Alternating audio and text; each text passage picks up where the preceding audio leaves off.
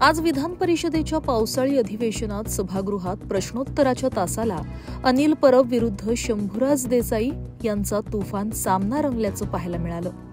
या दोघांमध्ये शाब्दिक चकमक उडाली। चिडलेल्या अनिल परब यांनी शंभूराज देसाईंना गद्दार असं संबोधलं, ज्यानंतर शंभूराज देसाईंनी गद्दार कुणाला म्हणतो रे, बाहेर भेट मी बघतो असं म्हणत अनिल परब यांना ललकारलं होतं। हा वाद इतका वाढला की विधान परिषदेचं कामकाज काही वेळासाठी तहकूब करावं लागलं। त्यानंतर विधान परिषदेच्या उपसभापती नीलम गोऱ्हे यांनी या वादातले आक्षेपार्ह शब्द रेकॉर्डवरून काढून टाकत असल्याचं जाहीर केलं।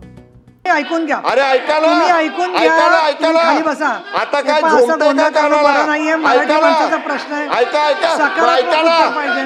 ऐकून घ्या नाही असं बोलायचं नाही, शांत एक मिनिट सांगू का आम्ही काय करतो तो ते सांगू का? काय गद्दारी सांगतो? कुणाला म्हणतो गद्दार? शांतता तुला दाखवतो याला गद्दार कुणाला म्हणतो रे? काय गद्दार काय म्हणतो? सभागृह 10 मिनिटांसाठी थांबवते कामकाज, 10 मिनिटांसाठी थांबवते। आपापल्या जागी बसा पहिले।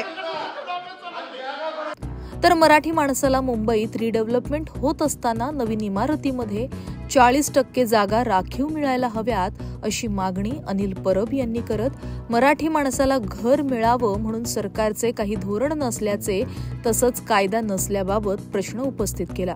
त्याला उत्तर देताना मंत्री शंभूराज देसाई यांनी 2019 मध्ये तुमचे सरकार होते तेव्हा का कायदा केला नाही, तुम्ही काही केलं नाही हे ऑन रेकॉर्ड मान्य करा असा प्रतिहल्ला चढवला।